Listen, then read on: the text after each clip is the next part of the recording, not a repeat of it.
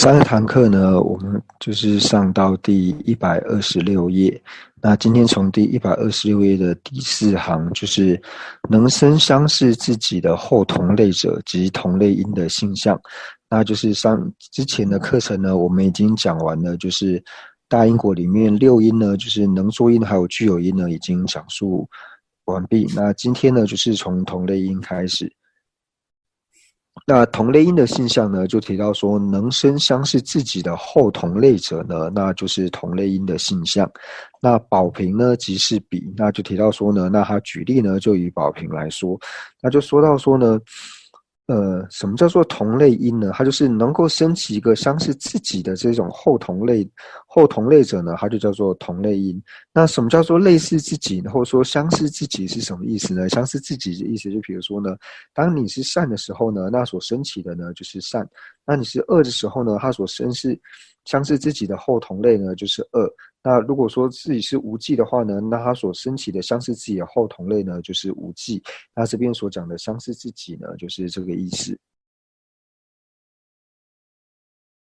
所以呢，在这边提到说相似自己的后同类者呢，就提到说，它并不是像说自己是事物的话呢，那相似自己就是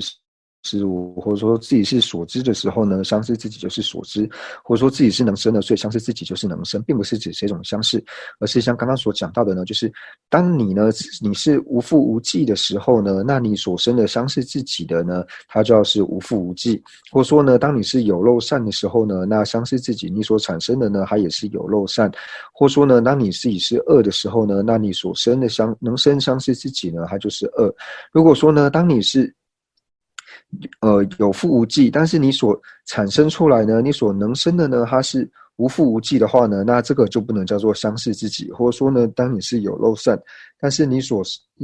出生的能生呢，它是变为恶的话呢，那这个也不能够叫做相似自己。所以这边相似自己讲的呢，就是当你是无记的时候呢，你所生出来的呢，它就是无记。那你是有漏善的时候呢，那你所生的也就是有漏善；那你是恶的时候呢，你所生的呢也就是恶。那这是这边所讲的相似的意思。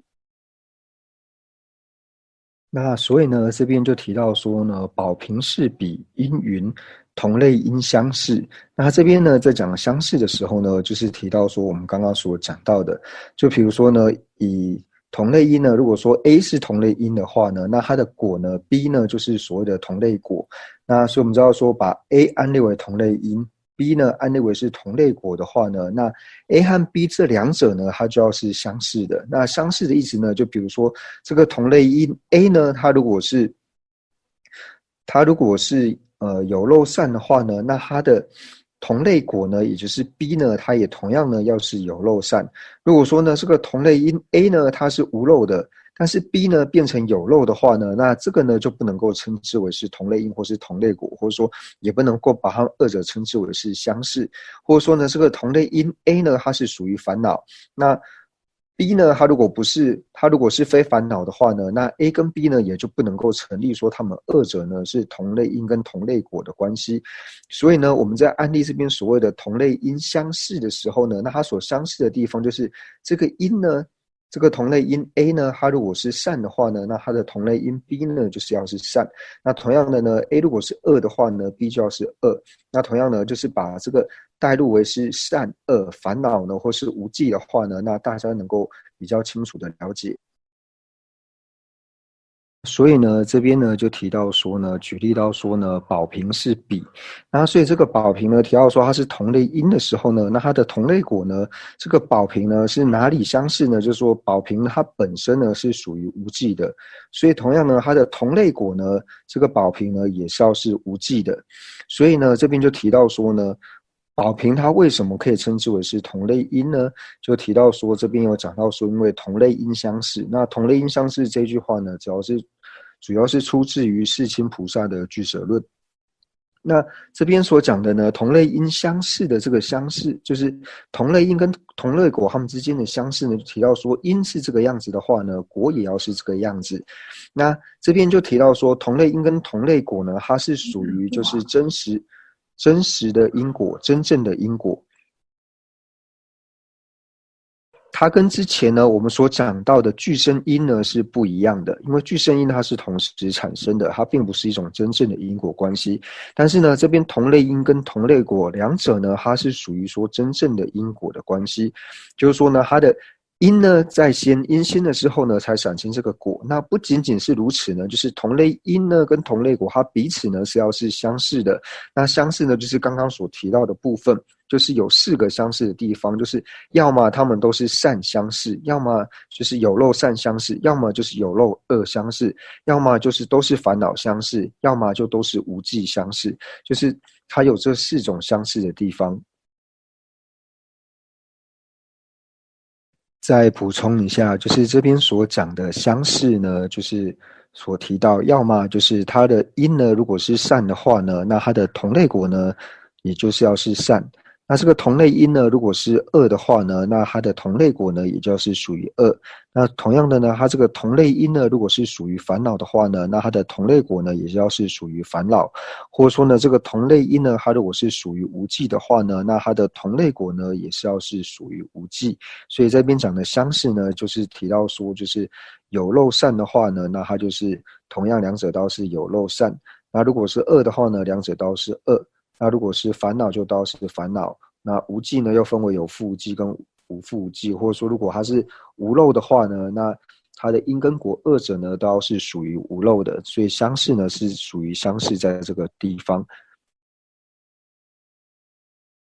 那这边就是有问到说，就是种子和苗芽是相似的吗？就提到说，如果像我们讲到说米的种子跟米的苗芽的话呢，它其实是可以归类在同类因里面的，因为它们呢是属于事相似。就我们讲到说事物的时候呢，提到说事相似，所以它们是属于事物相似。就比如说呢，瓶子呢跟要做成瓶子的这个泥土呢，要做成瓶子这个泥土，它是瓶子的因嘛。那它们本身二者是事物相似的缘故呢，所以瓶子它的因这个要做成瓶子的这个泥土跟瓶子二者呢，也可以称之为是相似，因为它们二者呢是事物相似的缘故。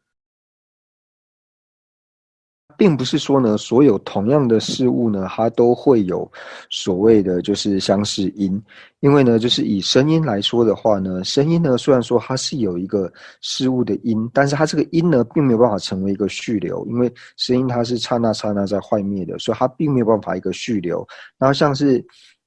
种子变成苗芽这一种，或者说泥土呢，它变成瓶子这种，就是它的这个东西呢，它是有一个相续的，有一个相续的续流之后呢，才能够把它安立为是相似的因。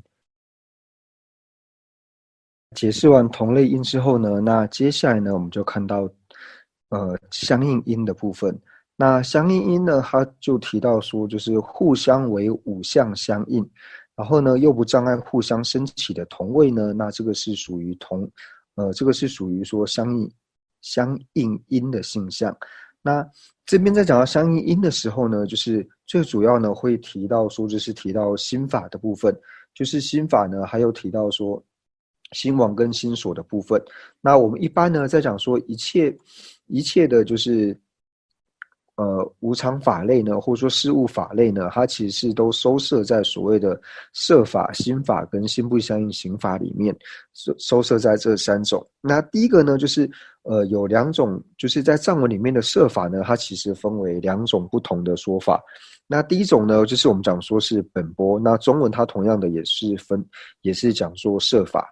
那它这个本钵翻的这个摄法呢，跟我们在一般讲说摄法这个俗呢，就是另外一个藏文呢是俗。这个摄法它2个的差别在哪里呢？就是承认本钵的这个呢，它是要承许外境是成立的，它才会承许说有本钵这个摄法。所以呢，当我们在讲说你摄法这个如果是用本钵来解释的时候呢，那就没有办法把一切的无常法类呢都安立在就是本钵所指的这个摄法，还有心法跟心不相应刑法的这一部分。为什么呢？因为像是唯识派，或者说就是随唯识的应成师呢，就是随瑜伽派的这个应成师呢，不是随瑜伽行的秩序派，随瑜伽行的秩序派呢，他们是不承许外境的。那他如果不承许外境的时候，他自然而然呢就不会承许有本波的存在。所以这种讲法呢，就没有办法收摄一切的，就是对于四部宗义来说呢，他就没有办法把一切的无常法类呢收摄在这三法里面。所以我们一般在讲说摄法的时候呢，我们是用赎这个字来代表，因为如果说我们讲说赎这个摄法，然后心法跟心不相应行法时候呢，那就可以把所有一切的无常法类呢都收摄在所谓的摄法、心法跟心不相应行法这三种里面。所以呢，我们在讲到说摄法、心法跟心不相应行法的时候呢，就是一切事物呢都可以，就是事物呢它可以分为这三种，或者说呢所有的事物呢都可以归纳到就是摄法、心法跟心不相应行法这三者的其中一者。那我们在讲述心法的时候呢，那这边最主要在讲相应因的时候呢，是讲到心法的部分。那在心法的分类里面呢，其实又可以分为说，心法的分类有很多种。那一般我们可以分为说，像是把心法分类为说分别心跟非分别心这两种，或是呢，我们又可以把心法呢分为说像是意识跟根识这两种。那或者呢，我们可以把心法归类到呢，就是错乱式和非错乱式，就是种种呢各种不同的分类方式。那有一种就是分类心法的方式呢，就是把它分为心王跟心所，也就是我们这边所要讲的心王跟心所的部分。但是分为心王跟心所的时候呢，不表示说一切的心法呢，它就可以归类到心王跟心所里面去，因为有不属于跟心王跟心所的这一种限量。那所以在分心王心所的时候，我们会多一个就是非心王心所的限量的话呢，那就可以把一切的心法呢也归类到这三者里面去。那我们现在在讲相应因的时候呢，最主要探讨的部分呢，就是心王跟心所的部分。那为什么会称之为是心王或是心所呢？那心王呢，其实顾名思义呢，就是以譬喻来说，它就如同说一个是国王一样。那为什么称之为他是国王呢？因为你只要是国王的话呢，你身边就有相应的这些眷属。那这些眷属呢，就比如说是你这个国王他的一些官兵，他的一些军队，他的侍从或是他的百姓，当他具备了这些条件之后呢，他才能够称之为是国王。所以呢，只要是国王的话呢，他一定会有这些眷属呢陪伴在他的旁边呢，他才能够称之为是国王。所以我们知道说，当我们提到心王的时候呢，就表示说这个心王的身边呢，一定会有心所的存在。所以同样呢，我们在讲到心所的时候呢，也有一个这个心所呢，他们所就是跟在旁边的一个心王，他们所跟随的一个心王呢，也一定会是产生的。所以心王跟心所二者呢，他们一定是同时呢会出现的。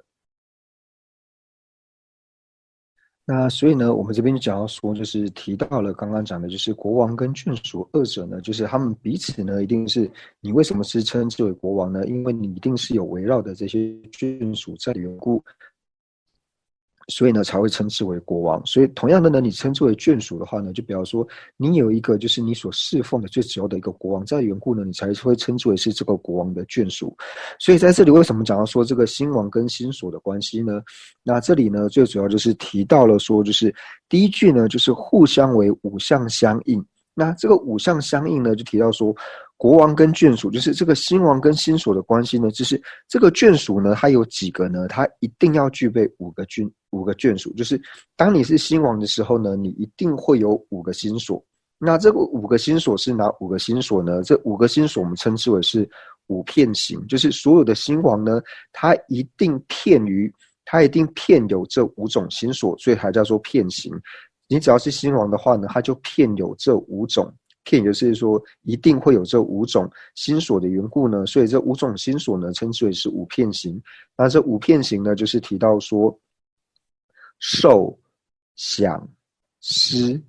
处、作意。受就是受想行识那个受，然后想，然后思就是思维的思，那触呢就是我们触碰到的触，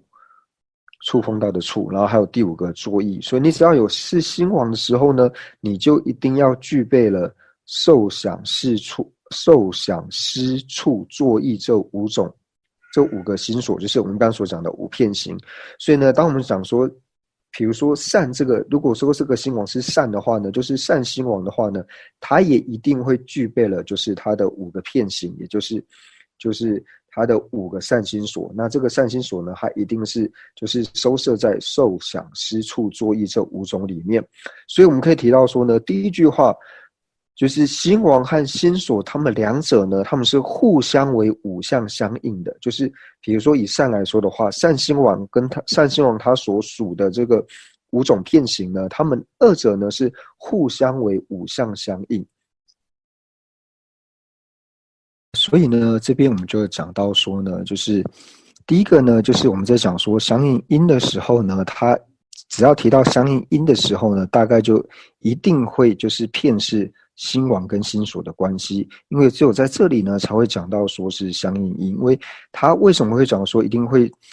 是心王跟心所呢？因为第一句呢就提到说互相为5相相应，那5相相应呢就说这5项呢就提到说他们一定是有5个条件彼此之间呢是相应的，所以就提到心王跟心所他们互相呢具备了5个条件。那这5个条件相应的缘故呢，所以称之为是5相相应。然后呢，又不障碍互相升起的同位。那当然，这提到心王跟心所的时候呢，就是心王它不会障碍心所的升起，那同样呢，心所它也不会障碍心王的升起。所以呢，就是提到说，心王跟心所二者呢，它互相为5相相应，而且呢，心王它又不会障碍，心所的升起，那心所同样呢，它也不会障碍心王的升起，所以它也符合了又不障碍互相升起的同位，所以这个呢，即是相应因的性相。所以我们在讲到相应因的时候呢，就只要提到相应因呢，就一定会牵扯到心王跟心所，因为唯有心王跟心所呢，才会具备这样子的条件。那同样呢，这边他就举一个例子来说呢，就提到说，就比如说眼视及其受眷属，二者是比，那就提到呢，就是比如说我们等一下说圆瓶子的眼视跟圆着瓶子眼视呢，和它相应的这个受心所呢，这二者呢就是所谓的相应因。那这边呢又提到说因云，那为什么说他们两者是属于相应因呢？因为有提到说呢，相应因决定心所同一。那这个相应因决定心所同一呢，它同样也是出自于俱舍论。那这里又提到呢，相应因它是怎么样决定说是相应因的呢？那这边提到说心呢指的就是心王，那心王跟他的心所彼此呢就是同一，就是或者说我们这边上面所讲的相应的意思，他们二者呢是互相同一或是互相相应的。所以只要提到相应因的时候呢，就一定提到说心王跟心所的部分。那接下来呢，就是在下来会提到说5相相应的部分。接下来呢，我们就讲到说5相相应的部分。那这里就讲到说有5相相应，那5相呢是哪5相呢？5相就提到第一个呢是事，第二个呢是时，第三个是所依，第四个是所缘，然后第5个呢是形象。那就提到说呢，你只要是心王跟心所的时候呢，那它必定是呢就是时。事时所依所缘还有形象呢都相应的缘故呢，所以称之为是5相相应。那这边呢，我们就用刚刚所讲的，就是圆瓶眼视呢跟圆瓶眼视它所相应的这个受心所来讲的话呢，这样来做比喻的话呢，可能会比较清楚。那接下来就提到说，亦有相应的方式，就提到说呢，就是心王跟心所，它什么叫做5相相应呢？那这边就提到说，它相应的方式是什么样叫做相应呢？那这第一个呢，就提到说是事相应。那什么叫做事相应呢？事相应呢，就是提到说呢，同有心所一执，故是执相应，或者说同有心所一事，或是事相应，就是用执或是用事呢，这两者呢都是可以的。那什么叫做同有心所一执呢？就像我们刚刚所讲的，就是所缘的，就是比如说圆着瓶子的这个眼视呢，既然提到说这个圆瓶的眼视它是心王的话，那它就一定会具备了就是受想思处作意呢这5个心所。那这个心所一事的意思呢，就是说讲到说我们刚刚讲的像是5片形的话呢，一个心王呢，它只会有一个受心所；一个心王，它也只会有一个想心所。它也只会有一个思心所、一个处心所跟一个作意心所，它不会出现2个受心所或是2个想心所这样子的缘故呢，所以称之为叫做心所一事，或者说心所一执。那同样的呢，除了就是五片形之外呢，也会有其他的心所，像是有一些善心所，它就会有像什么，有一些善的心王呢，它就会有像是欲心所啊，或是定心所、慧心所这种的话呢，那同样的，你一个心王呢，它不同的心所只会有一个，并不会有两个一样的心所在它的周围。就比如说，如果你是欲心所的话呢，你这个善心所还有欲心所的话，也只会有一个欲心所。那有定心所，它也是只有一个定心所。有慧心所的话呢，也是只有一个慧心所，它不会在这么多个心所里面出现两个一样的心所。所以呢，这边讲到说同有心所一事的意思呢，就是说一个心王呢，它对于它的五片形，就是五个片形各个只会出现一个之外，不会出现有两个受、两个想或是两个失的这种状况。所以这是第一个，就是事相应的部分，或是执相应的部分。所以呢，我们为什么会提到说，就是一个心王呢，它所拥有的心所，就是不同的心所呢，各种不同种类的心所，只会有一个，不会有两个呢？那这个呢，就在释量论里面就有提到说呢，就是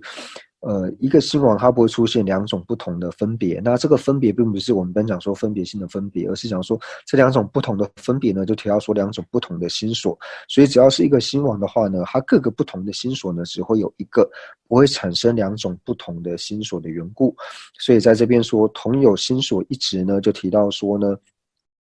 这边是执相应或是事相应，那这是一种解释的方式。那另外一种就是同一执或是同一事呢，讲的说他们两个呢是属于同一事物或是同一个执的缘故呢，就是它的本质是相同的缘故。所以呢，就是它的是同一执或是同一事的缘故呢，称之为执相应或是事相应。那这是两种不同的解释方式。接下来呢，就是提到说，就是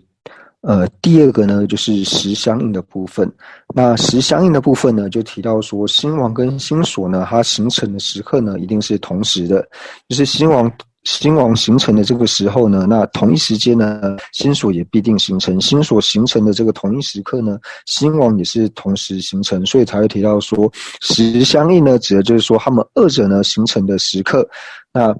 就是说他们是同时形成的呢，所以称之为是实相应。那第三个呢，就提到说是所依相应。那在讲到所依相应的时候呢，那这个就提到说，就是后面所讲的三缘的部分，也就是真上缘的部分。就是说，心王它的真上缘呢，如果是属于有色的根式的话呢，就是细微的这种色根的话呢，那他的心所呢，他的所依也同样呢，就是要是这种细分的这个色根。那如果说他的所依呢，如果是就是他的真上缘呢，也就是说他的所依，如果说他的真上缘呢是所谓的异根的话呢，那同样的呢，他的心所的所依呢，也同样的呢要是异根。所以这边呢，最主要是在后面真上缘的部分呢会提到的地方，就是他的心王跟他的心所，他的所依呢，如果一个的所依呢是属于眼根的话，那另外一个的所依也必定是眼根。那一个的所依如果是耳根的话呢，那心所的耳根呢也必定会是心所的所依呢也会必定会是耳根。那如果说心王他的所依呢是异根的话呢，那同样呢心所它的所依呢也会是异根。那这个主要是在讲到真上缘的部分。所以第三个呢就是提到说所依的相应，就是说他们的真上缘呢一定要是一模一样的。接下来呢，就提到说呢，它的所缘呢也是要是相应的。那什么叫做所缘相应呢？就比如说原平眼是它的所缘呢，就是这个心王呢，它如果它的所缘是平直的话呢，那同样呢，它的心所就是受想思处作意任何一个呢，它的所缘也一定会是平直，并不会说呢这个心王所缘呢是平直，那它的心所呢，它的受想思处作意呢，反而是缘到像是无常啊，或者说住止等等呢，这些是不可能的。或者说呢，这个心王呢，它所缘的是黄色，但是呢，心所这个受想思处作意的心所呢，反而是缘成红色，这是不可能的。它的所缘呢，一定会是一样的。那还有最后一个呢，就提到说是形象同异的意思呢，就是说当这个星王呢所现起来是瓶子的形象的时候呢，那它的受心所或是想心所呢，就不会，也同样会现起瓶子的形象，并不会现起柱子的形象。或者说呢，这个星王所现起的呢是红色的话呢，那它所现起的是红色的形象的话呢，那它的心所呢就不可能会现起黄色的这种形象，也一样会现起红色的形象。所以呢，就提到说呢，在五象相应里面呢，就是它只要无论是它的所形成的时刻，或是它的所依，或是所缘，或是形象呢，一定心王跟心所呢是完全一模一样的。所以呢，这提到说呢，故后世者呢是相应，就提到五象相应的时所依所缘形象相应呢，是属于这种相应的方式，就是都是一样的。这边呢，我们就提到了，呃，就是相应音的部分。所以相应音这个讲到心跟心所的部分呢，那大部分呢都是在心类学的地方呢，会继续的做这个延伸的讨论。那所以呢，我们可以知道说，就是在讲说这个心王跟心所的时候呢，那心王心所的时候呢，它必定呢就是具备了就是刚刚所讲的五片形。你只要是心王的话呢，它必定的具备五片形，就是受想失处作意呢这五种呢就是五种片形的心所。那只要是善心所的时候呢，那同样是善心所的话呢，它一定呢也是具备了就是像欲乐圣解念定慧这五别境的这五种心所呢，就是反正是心王的话呢，它一定会有跟它五相相应的这种心所。那五相相应就是像刚刚所讲的，就是像是事物或是执相应，然后时所依所缘形象相应这一些呢，这边讲到说心王跟心所这相应的部分。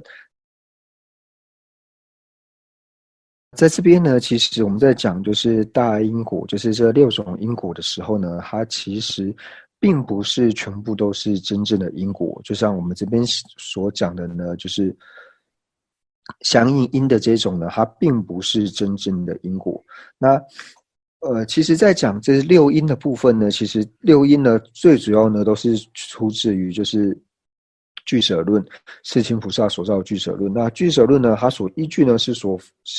从佛所讲的经历，然后世亲菩萨把它就是一一列出来呢，然后列出了这六种因果。那其实六种因果呢，就是这边讲的大因果的这六种因果，它并不是出自于同一部经典里面，而是世亲菩萨从佛所讲的经里面呢，就是不同的地方呢，然后把它积起来，然后列出了就是这六种因果的关系。所以这六种因果它并不是全部都是我们所讲的真正的因果，它只是安立一个因果的名之外呢，它并不是一个真正的因果。那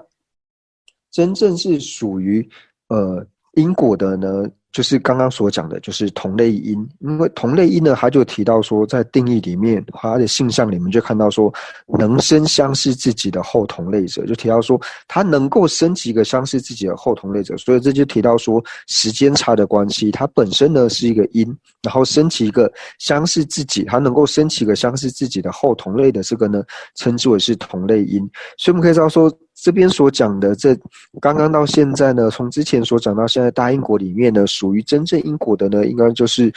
同类因的这个地方，因为它的定义呢很清楚的表明说是时间差，而且它是提到说能生跟所生的这个关系。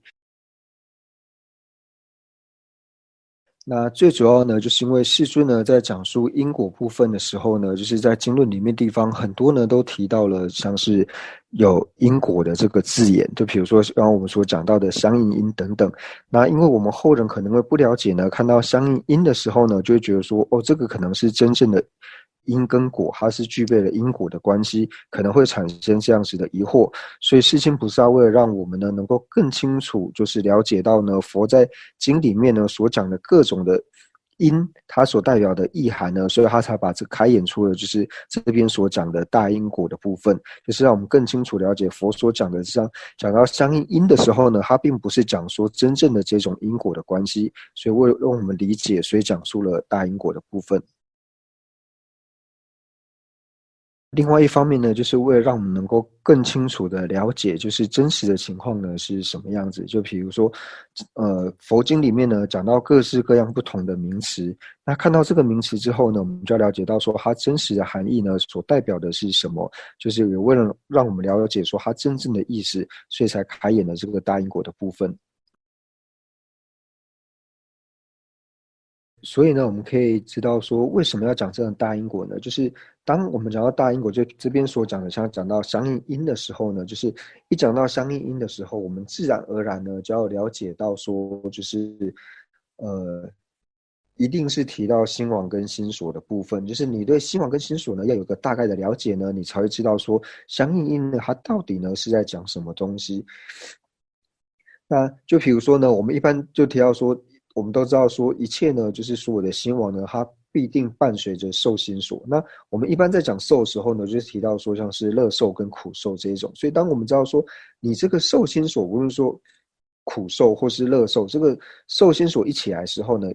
它必定呢会有一个跟它的兴亡一定会同时的产生。那这个兴亡同时的产生的时候呢，那这五项的相应，所谓的它的事。还有时所依所缘形象呢，那这些都是要一样的呢，我们也就可以从这边呢去进一步的了解到，所以就是学习这个呢课，让我们更清楚的了解到说心王跟心所之间彼此的关系，而不是像以前一样子听到一个说反正我们就是有乐受呢跟苦受就是仅此而已，但是我们并不知道说乐受跟苦受呢，它都是一种心所。那既然有心所呢，必定会有跟它相应的心王产生。那这个心王产生之后呢，那同样的它的事实所依所缘形象呢，那他们所对的这些境呢都是一样的时候，这个我们自然而然呢就会了解了。那就是因为这边有提到说它是